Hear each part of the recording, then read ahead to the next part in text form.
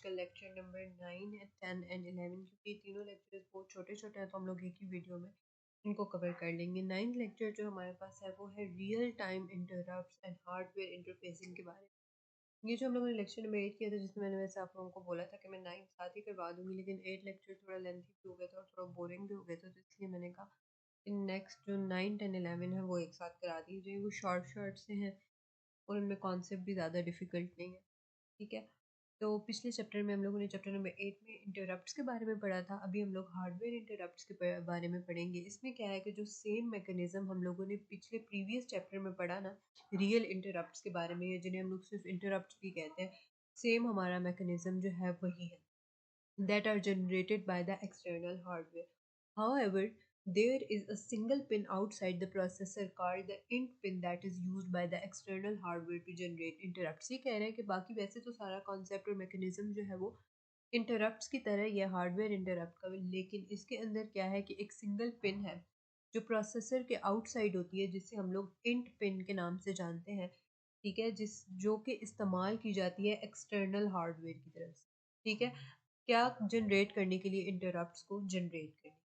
There are many external devices that need the processor's attention like the keyboard, hard disk, floppy disk and sound card. ये कह रहे हैं कि बहुत सारी ऐसी एक्सटर्नल डिवाइसेस होती हैं जो प्रोसेसर की अटेंशन जिन्हें ज़रूरत होती है, जैसे कीबोर्ड हो गई, हार्ड डिस्क हो गया, फ्लॉपी डिस्क और साउंड कार्ड, ये सारी चीज़ें होंगी। All of them need the real time interrupts at some point in their operation. इन सबको क्या ज़रूरत होती है? रियल टाइम इंटरप्ट्स की ज़रूरत होती है किसी पॉइंट पे इनके ऑपरेशन के अंदर। ठीक है जी, नीचे हमारे पास आ गया प्रोग्रामेबल इंटरप्ट कंट्रोलर। यहाँ पे हमारे पास 8 इनपुट सिग्नल्स होते हैं और एक आउटपुट सिग्नल होता है। It assigns priorities to it 8 input pins from 0 to 7। इसमें हमारे पास प्रायोरिटाइज किया जाता है, 0 से 7 हमारे पास पिंस होती हैं। और आपने याद रखना है कि जो 0 होती है ना, उसको हाईएस्ट प्रायोरिटी होती है। यहाँ पे लिखा होगा नीचे कि so that if more than one interrupt comes at the same time the highest priority one is forwarded and the rest are held till that is serviced। यानी इसके अंदर जो पहली होती है ना, यानी जो जीरो है उसकी हाई प्रायोरिटी होगी, फिर वन पिन है उसकी उससे कम प्रायोरिटी होगी, इसलिए जो है ना वन की जो है वो सब, सॉरी, जीरो की सबसे highest priority. The rest are forwarded one by one according to the priority after the highest priority one is completed। जब highest priority complete हो जाती है तो next जो है वो खुद से ही आ जाती है। अब ये कह रहे हैं कि जो ओरिजिनल XT कंप्यूटर है उसके अंदर एक पीसी होता है, so there were 8 possible interrupts. लेकिन जो IBM XT है ना, ठीक है, कंप्यूटर, उसके अंदर 8 पॉसिबल इंटरप्ट सोर्सेज है। हाउएवर ताहम IBM 80 के अंदर जो लेटर कंप्यूटर्स हैं उनके अंदर 2 PIC totalling 16 possible interrupt sources थी। तो ये वाली चीज़ भी आपने MCQs के लिए कर लेनी है कि कितनी थी, कितनी जो है वो हमारे पास प्रोग्राम इंटरप्ट कंट्रोलर कितने होते हैं और इंटरप्ट सोर्सेज कितनी होती है। तो ये दोनों आपने कर लेना है। नेम इनके और इनके अंदर कितने PICs होते हैं, जैसे इसके अंदर क्या है, 1 PIC है और 8 पॉसिबल इंटरप्ट सोर्सेज है। ठीक है जी, नीचे आ जाते हैं। अब आपने याद रखनी है कि 8 इनपुट सिग्नल्स, ठीक है, to the PIC are called interrupt request. एक और चीज़ हमारे पास यहाँ पे इन्होंने ऐड कर दी है PIC के अंदर, जो हमारे पास क्या है, इंटरप्ट रिक्वेस्ट है। तो 8 इनपुट सिग्नल्स जो PIC के अंदर होते हैं उन्हें हम लोग इंटरप्ट रिक्वेस्ट कहते हैं। द 8 लाइंस, और वो 8 लाइंस कहाँ से स्टार्ट होती हैं, IRQ 0 से IRQ 7 तक। तो 0 से 7 कितनी हुई, टोटल 8 हुई। These are the input lines of 8451. For example, IRQ 0 is derived by the timer device। अब यहाँ पे आपको ना 0 से लेके 7 हर एक के आगे आपको बताया होगा कि 0 किस लिए यूज़ होती है, 1 2 3 इस तरह सबसे। अब जैसे आपने IRQ जो 0 है वो किस लिए यूज़ होती है, टाइमर डिवाइस के लिए। ठीक है, फिर IRQ 1 जो है वो ड्राइव्ड होती है बाय द कीबोर्ड से। ठीक हो गया, आगे इनकी बाकी फर्दर भी डेफिनेशंस लिखी हुई है कि ये जनरेट करते हैं इंटरप्ट्स को जब की को प्रेस किया जाए या रिलीज किया जाए। इसी तरह IRQ 2 जो है वो कैस्केडिंग इंटरप्ट है, connect to the output of the second 8451 in the machine. IRQ 3 जो है वो कनेक्टेड होता है सीरियल पोर्ट कॉम 2 से, जबकि IRQ4 जो है वो कनेक्ट होता है सीरियल पोर्ट कॉम 1 से। IRQ5 जो है is used by the sound card और द नेटवर्क कार्ड और द मोडेम। एंड IRQ या conflict means that, conflict का मतलब क्या है कि two devices in the system want to use the same IRQ line। conflict तब आएगा जब दोनों IRQ लाइन यानी जो सेम IRQ लाइंस होंगी वो दो डिवाइसेस को यूज करना चाहेंगी, ठीक है। IRQ6 is used by the floppy disk drive while IRQ7 is used by the parallel port। ये इम्पोर्टेंट है, ये सारी आपने ये जो IRQ0 से लेकर 7 तक है और ये लोग क्या क्या चीज़ें यूज़ करती हैं ये आपको आना चाहिए। पेपर के पॉइंट ऑफ व्यू से इम्पोर्टेंट है कि IRQ0 किस लिए यूज़ होता है, IRQ1 2 इस तरह अप टू 7 तक आपसे पूछा जाएगा। अब ये वही चीज़ जो है वो फर्दर एक्सप्लेन की गई है। सेकेंड टॉपिक आ जाता है इनपुट आउटपुट पोर्ट्स क्या है। There are hundreds of peripheral devices in the system. ये कह रहे हैं कि पेरिफेरल डिवाइसेस तो बहुत ज़्यादा होती हैं सिस्टम के अंदर, जो है वो 100 की तादाद में होती है। तो PIC जो है वो इज वन एग्जाम्पल, वो सिर्फ एक ही एग्जाम्पल है। For communicating to peripheral devices, the processor uses input-output ports। अब input-output port use क्यों होते हैं? अगर आपने दो peripheral यानी कि किसी भी पेरिफेरल डिवाइस के साथ जब आपने कम्युनिकेट करना होता है तो जो प्रोसेसर होता है वो इनपुट आउटपुट पोर्ट्स को कम्युनिकेशन के लिए यूज करता है। There are two operations. अब इसके अंदर कितने ऑपरेशंस हैं? दो ऑपरेशंस हैं। With the external word possible read और राइट। कौन से दो ऑपरेशंस इसके अंदर होते हैं? read or write। Similarly, with input-output ports, the processor can read or write an input-output port। When an input-output port is read or written to, the operation is not as simple as it happens in the memory। ये कह रहे हैं कि input output port के अंदर जैसे आप लोग रीड राइट जो है वो इतना ज़्यादा सिंपल नहीं है जैसे मेमोरी के अंदर होता है। Some hardware changes its functionality और perform some operations as the result. यानी कि इसके अंदर कुछ जो हार्डवेयर चेंजेस हैं और जो फंक्शनैलिटी है जो परफॉर्म हम लोग करते हैं ना ऑपरेशंस, वो डिफरेंट होते हैं, जैसे मेमोरी के अंदर होता था वैसे नहीं होते। ठीक है जी, नीचे आ जाए। Input output port designated to it PIC has others DMA sound card network card each has some ports. ये कह रहे हैं कि इनपुट आउटपुट पोर्ट के अंदर कौन कौन सी चीजें आ जाती हैं? DMA आ जाता है, साउंड कार्ड जी। इनपुट आउटपुट इंस्ट्रक्शंस, तो इनमें हमारे पास क्या है? इन आउट इंस्ट्रक्शंस जिन्हें हम कहते हैं। The in and the out instructions have a byte form and a word form, but the byte form is almost always used. अब यहाँ पे कह रहे हैं कि इन और आउट इंस्ट्रक्शंस हैं जिनमें हमारे पास बाइट फॉर्म भी होती है और वर्ड फॉर्म भी होती है। बाइट में कितनी बिट्स होती है? 8 बिट्स होती है और वर्ड के अंदर 16 बिट्स होती है। ये हम लोग मिड टर्म के अंदर पढ़ चुके हैं। दोनों ही फॉर्म इन आउट इंस्ट्रक्शंस के अंदर होती है, but byte form is almost always use. लेकिन जो बाइट फॉर्म है वो ज़्यादातर यूज होती है, ठीक है। The source register in the out and destination register in AL। अच्छा ये इतना इम्पोर्टेंट नहीं है। एग्जाम्पल देख लें यहाँ पे 20 और 21 और for PIC and program interrupt controller PIC and 60 to 64 for keyboard, 378 for the parallel port, etc. A few example of in and out are below। अच्छा तो ये जो है ना ये MCQs के लिए आ सकते हैं कि 20 और 21 जो है वो PIC के लिए होता है, 60 और 64 जो है वो कीबोर्ड के लिए होता है, 378 जो है ये पैरेलल पोर्ट वगैरह के लिए होता है।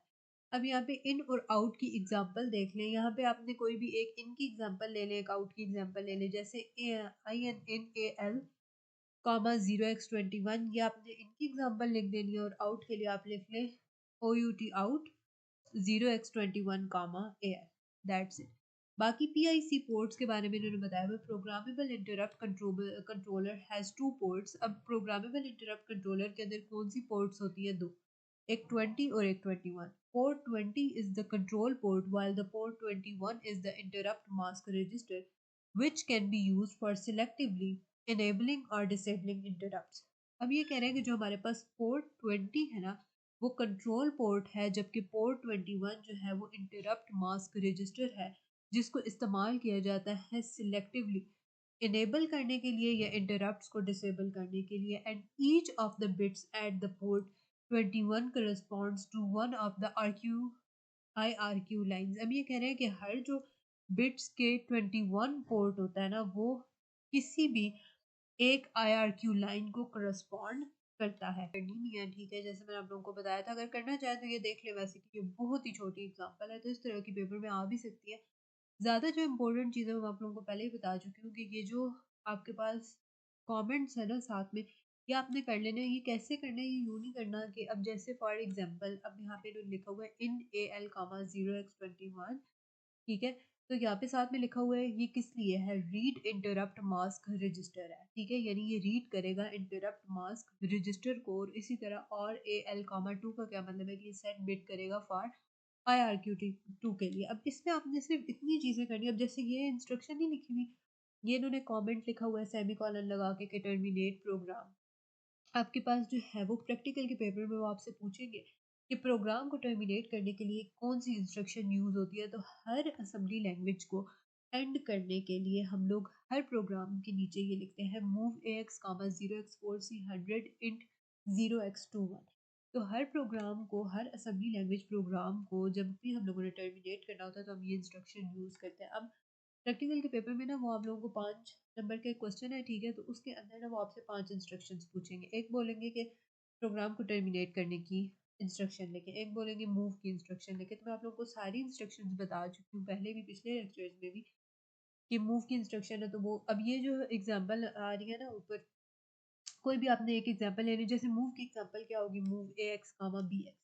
तो इस तरह की इंस्ट्रक्शंस आपने लाजमी करनी है, क्योंकि फाइनल टर्म के जो आपका पेपर आना है ना CS401 का और प्रैक्टिकल का स्पेशली, उसके अंदर सिर्फ पूछी इंस्ट्रक्शंस डाल।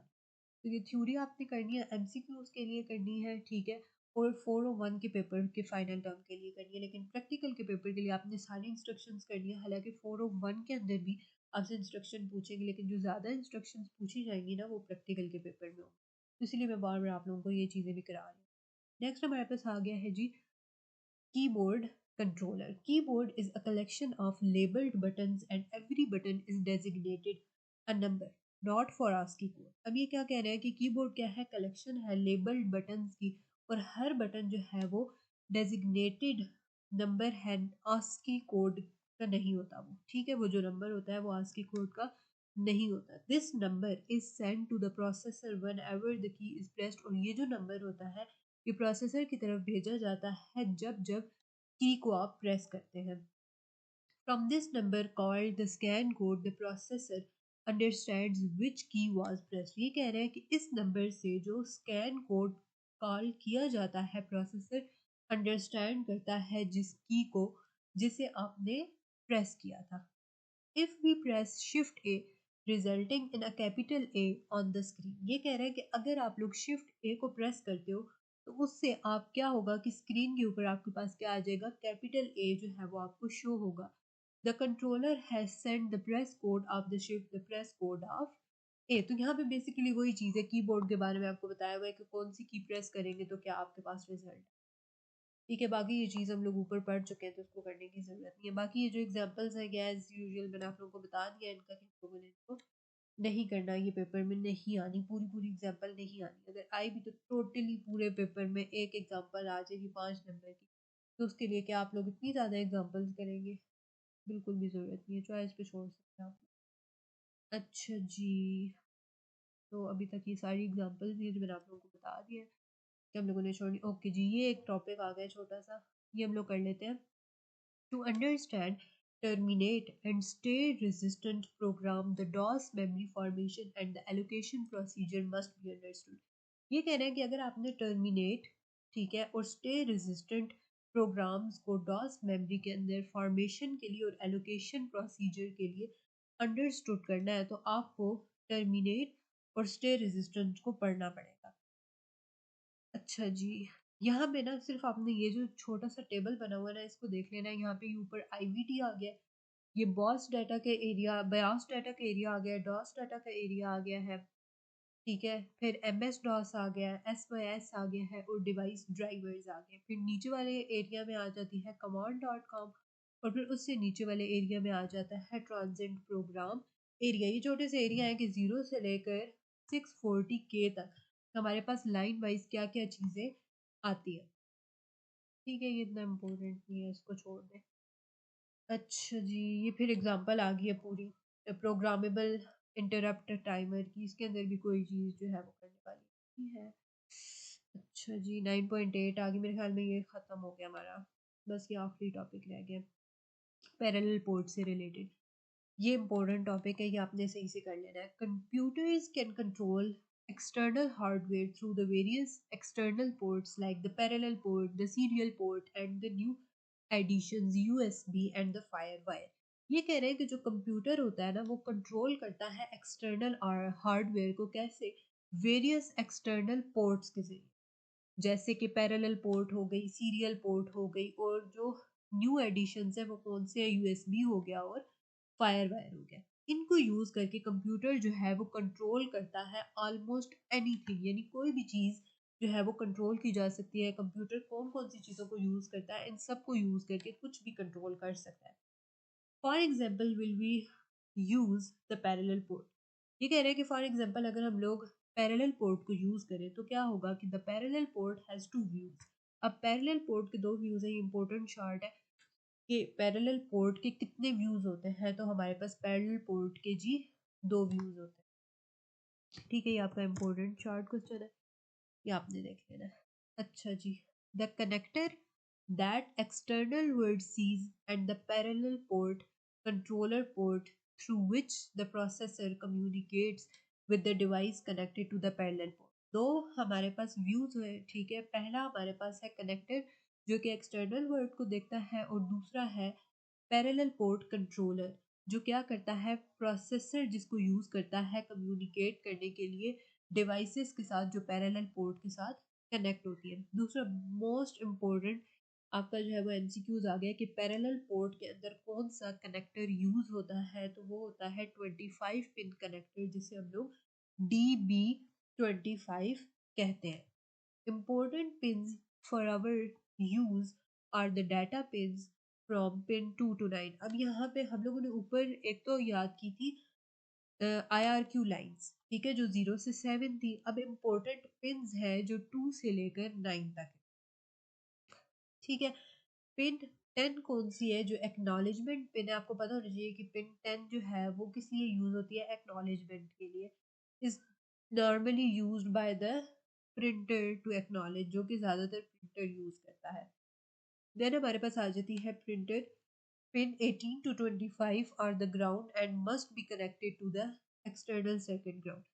अब जो हमारे पास ग्राउंड पिन है वो कौन सी है, 18 से लेकर 25 तक। ये आपको एमसीक्यूज के लिहाज से तैयार करनी होगी कि पिन 2 to 9 का क्या काम है, पिन 10 क्या काम करती है, पिन 18 to 25 क्या काम करती है। This is the external view of the parallel port, और ये क्या है, एक्सटर्नल व्यू है पैरेलल पोर्ट का। The processor can not see these pins, लेकिन जो प्रोसेसर है वो इन पिन्स को देख नहीं सकता। अब हमारे पास क्या आ जाता है, the first port 378 is the data port. अब ये भी आपने याद रखना है कि पोर्ट 378 क्या है, डाटा पोर्ट है। Use the out instruction of this port 1 bits result in a 5V signal on the corresponding pins and the 0 bit result in a 0 voltage signal and corresponding pin।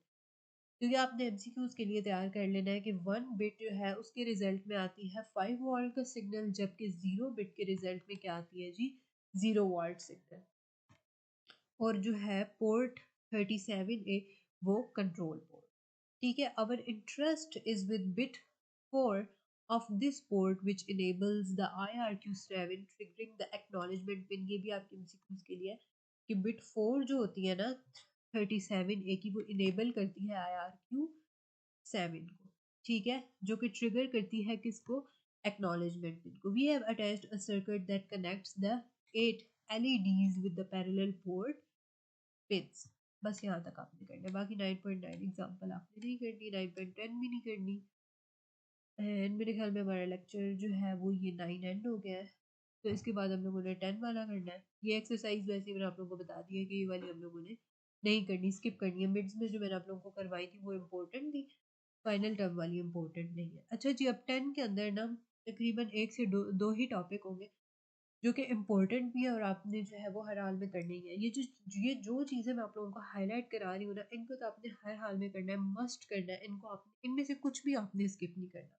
जो examples already मैं आप लोगों को skip करा चुकी हूँ वो काफ़ी है। अगर उसके अलावा भी आप चीज़ों को स्किप करेंगे, करते जाएंगे और बोलेंगे ये भी मुश्किल है, ये भी मुश्किल है, तो फिर जो है ना पेपर अच्छा नहीं होने वाला है। तो इसलिए इंपॉर्टेंट चीज़ें जो मैंने आप लोगों को हाईलाइट कराई है वो आपने लाजमी करना है, और जिनके साथ मैंने लिखवाया ना स्पेशली कि ये इंपॉर्टेंट है, ये जिसके साथ मैं बार बार बता रही हूँ ये पेपर में आई हुई है, ठीक है, उनको आपने लाजमी तैयार करना है, ठीक है। अब यहाँ पे आ जाता है जी debugger using the single step interrupt. अब ये भी टॉपिक इंटरप्ट से ही रिलेटेड है कि वो डिबगर जो सिंगल स्टेप इंटरप्ट को यूज करता है वो क्या होता है।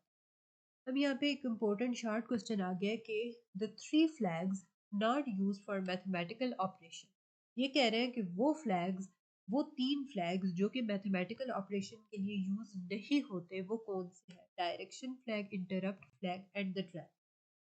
If the trap flag is set, the after every instruction a type 1 interrupt will be automatically generated. ये कह रहे हैं कि अगर ट्रैप फ्लैग को सेट किया जाए तो हर इंस्ट्रक्शन के बाद टाइप 1 इंटरप्ट जो है वो ऑटोमेटिकली खुद ब खुद जनरेट हो जाएगा। When the IVT and the reserved interrupts were discussed, this was named as the single step interrupt. ये कह रहे हैं कि जब हम लोगों ने IVT को डिस्कस किया था ना और रिजर्व्ड इंटरप्ट्स की बात हुई थी, तो हम लोगों ने ये भी चीज देखी थी कि ये एक सिंगल स्टेप इंटरप्ट है। कौन सा? Trap flag. This is like the divide by zero interrupt, और ये हम लोग पहले जो है ना पिछले लेक्चर्स में पढ़ चुके हैं कि डिवाइड बाय जीरो इंटरप्ट कौन सा है। ये सारे मैंने हम लोगों को पीछे, आई थिंक ये 4 इंटरप्ट थे, और ये सारे हम लोग पिछले लेक्चर्स में 8 में मेरे ख्याल में हम लोगों ने, ठीक है। तो ये वही उसी चीज का ओवरव्यू दोबारा से दे रहे हैं कि ये किसकी तरह है, जैसे हम लोगों ने डिवाइड बाय जीरो इंटरप्ट पढ़ा उसी की तरह है, which was never explicitly invoked, जो कि कभी भी एक्सप्लिसिटली इन्वोक्ड नहीं हुआ था, बट इट केम इटसेल्फ, लेकिन ये खुद से आ सकता है। The single step interrupt behaves in the same manner, और जो सिंगल स्टेप इंटरप्ट होता है वो भी इसी तरह काम करता है। The debugger is made using this interrupt. अब जो हम लोगों ने डिबगर है ना, ठीक है, वो भी इसी इंटरप्ट को इस्तेमाल करके बनाया गया है। ये जो आपको पीछे सारा ट्रैप फ्लैग का इन्होंने ओवरव्यू दिया है, इसीलिए दिया है ताकि डिबगर के बारे में आपको बता सके कि डिबगर भी इसी इंटरप्ट को यूज करके बनाया गया है। It allows one instruction to be executed and then return control to us, और ये जो हमें अलाउ करती है वन इंस्ट्रक्शन जिसको हम लोग एग्जीक्यूट करते हैं और फिर ये हमें कंट्रोल रिटर्न करती है। Another interrupt used by the debugger is the breakpoint interrupt in 3। इन 3 अब हमारे पास एक और डिबगर है जो कि ब्रेक पॉइंट इंटरप्ट है। Apart from the single step, debugger has the breakpoint feature. Int3 is used for this feature. Int3 has a single byte opcode, so it can replace any instruction. Int3 opcode at the record in the int3 handler. The int3 opcode is placed again. खैर आपने यहाँ पे int3 से related जो है वो चीज़ें कर लेनी है। यहाँ पे जस्ट ये MCQ से रिलेटेड आ सकता है आपके पास कि int3 का क्या काम है। There is no instruction to set और क्लियर द ट्रैप फ्लैग। अब ये कह रहा है कि हमारे पास ना कोई ऐसी इंस्ट्रक्शन नहीं है, ठीक है, क्लियरली जिसके जरिए हम लोग सेट या क्लियर कर सके ट्रैप फ्लैग को। जैसे आप लोगों को याद होगा कि पीछे हम लोगों ने एक फ्लैग पढ़ा था जिसमें हम लोगों ने सेट और क्लियर करने के लिए हमें इंस्ट्रक्शंस गिवन की थी। सेट के लिए STI इंस्ट्रक्शन थी, जबकि क्लियर के लिए CLI इंस्ट्रक्शन थी। लेकिन ये कह रहे हैं कि जो ट्रैप फ्लैग है ना उसके लिए सेट और क्लियर इंस्ट्रक्शंस नहीं है, ठीक है। और डायरेक्शन फ्लैग्स के लिए भी we use two special instructions, लेकिन हम दो स्पेशल इंस्ट्रक्शंस को यूज करेंगे। एक है पुश एफ, ठीक है, और एक है pop F, to push and pop the flag from the stack, ताकि स्टैक से हम लोग पुश और पॉप कर सकें। मोस्ट इंपॉर्टेंट शार्ट है, आपका पेपर में आपसे पूछा जाता है कि सेट और क्लियर करने के लिए वो कौन से दो स्टैक के फंक्शंस हैं जो हम यूज करते हैं, तो वो आपने बताने हैं पुश एफ और पॉप एफ, फ्लैग्स को पुश और पॉप करने के लिए स्टैक, ठीक है। ये आपने ज़रूर लाजमी करने में साथ में लिख देती हूँ ताकि आप लोग ईजी हो जाए, ठीक है जी। अच्छा, trap flag is in this image on the stack and then reload into the flags register with the pop F, the signal step interrupt will come after the first instruction. खैर इसमें जो important मैंने आपको को लिखवाया है वही है, ये 10.1 आपने एग्जाम्पल नहीं करनी, ठीक है जी। अगर आप लोगों के पास टाइम हुआ तो लाजमी इनके साथ ये जो जैसे पुश एफ है और इसके साथ लिखा हुआ है कि ये सेव कर रहा है फ्लैग को on the stack, pop AX का मतलब है कि ये कॉपी कर रहा है फ्लैग को AX के अंदर, ये बस आपने पढ़ लेना है ताकि आप लोगों को पता हो कि किस चीज़ का क्या काम है, ताकि पेपर में अगर एमसीक्यूज आ जाता है तो आपको पता हो कि पुश एफ का क्या काम। ठीक है जी, अदरवाइज ये पूरी पूरी एग्जांपल्स नहीं आती। Debugger using the breakpoint interrupt. This debugger stops at the same point every time where the breakpoint has been set up, unlike the previous one which stopped at every instruction. ये कह रहा है कि ये जो debugger होता है ना ब्रेक पॉइंट, ये क्या करता है, स्टॉप करता है हर बार, हर पॉइंट पे, सेम पॉइंट पे ये क्या करता है, हर बार स्टॉप करता है जहां जहां ब्रेक पॉइंट जो है वो सेट अप किया हुआ हो। ठीक है, बस इसके अंदर यही था। फिर ये एग्जांपल्स आ रही है जो मैंने आप लोगों को बता दी थी। अब लास्ट लेक्चर है हमारा, लेक्चर नंबर 11, मल्टीटास्किंग के बारे में। मैं आप लोगों को एक चीज़ जो है ना, सिंगल ये जो एक पैराग्राफ है ना, ये कराऊंगी। उनकी जो जितनी थ्योरी लिखी हुई है ना इसके अंदर, बस इसका सारे का जो जो समरी है ना इस सब की, वो यही है। अगर आप ये जो कॉन्सेप्ट है ना ये समझ लेते हैं तो आपको मल्टीटास्किंग का कॉन्सेप्ट समझ आ जाएगा। और अगर पेपर में भी चीज़ आई तो वो जिस भी लिहाज से क्वेश्चन पूछा गया, अगर आप लोगों को इसका कॉन्सेप्ट पता हुआ ना, क्योंकि अगर टॉपिक देखें तो टॉपिक क्या है, कॉन्सेप्ट ऑफ मल्टीटास्किंग, तो आपने इसका कॉन्सेप्ट ही क्लियर करना है कि मल्टीटास्किंग है क्या। वैसे आप लोगों को नाम से ही पता चल रहा होगा कि मल्टीटास्किंग का क्या मतलब होता है कि जब हम लोग जो है वो एक से ज्यादा काम करते हैं, ठीक है, उसको क्या कहते हैं, मल्टीटास्क। अच्छा, if we have two different programs A and B, ये कह रहे हैं कि अगर हमारे पास ना दो डिफरेंट प्रोग्राम्स हैं, एक प्रोग्राम ए है एक प्रोग्राम बी है, program A is broken, it state saved and return to B instead of A. ये कह रहे हैं कि जो प्रोग्राम ए है अगर वो ब्रोकन, टूट जाता है, तो उसकी जो स्टेट है वो सेव होगी। कब हम लोग सेव करेंगे, अगर आपने बी की तरफ जाना है ना, तो उससे पहले उसकी जो है वो स्टेट सेव होगी। अब उसकी स्टेट को सेव क्यों किया जाता है, आगे पढ़े। By looking at the instruction set, we can immediately say that nothing can stop us from doing that. IRET will return to whenever CS and IP it finds on the stack. Now B is interpreted somehow. It states saved and we return back to A. इसके अंदर सिर्फ इतनी छोटी सी बात लिखी हुई है कि अगर हम लोग दो प्रोग्राम्स जो है वो यूज कर रहे हैं, या दो प्रोग्राम एट ए टाइम हम लोग लेके साथ साथ चल रहे हैं, तो हम लोग क्या करते हैं कि ए से अगर हम लोगों ने बी की तरफ जाना है, ठीक है, ए प्रोग्राम से अगर हम लोगों ने बी की तरफ जाना है, फॉर एग्जांपल ये देखिए, ये हमारे पास ए प्रोग्राम है, ठीक है, और ये हमारे पास है जी बी प्रोग्राम। ठीक है, हम लोग क्या कर रहे हैं, ए प्रोग्राम को यूज कर रहे हैं, ठीक है, लेकिन हम लोग समहाउ कहते हैं कि हम लोगों ने बी की तरफ जाना है, ठीक है, लेकिन बी की तरफ जाने से पहले आपने क्या करना है कि आपने ए को सेव कर लेना। ए को क्या करना है, सेव कर लेना है, ताकि अगर आपने दोबारा बी से ए की तरफ आना हो तो आपके पास ए सेव हो। बस इतना सा कॉन्सेप्ट है इसके अंदर कि आप दो प्रोग्राम्स अगर यूज कर रहे हैं, ठीक है, और आप एक से दूसरी की तरफ जाना चाह रहे हैं, तो पहले उसको सेव करें।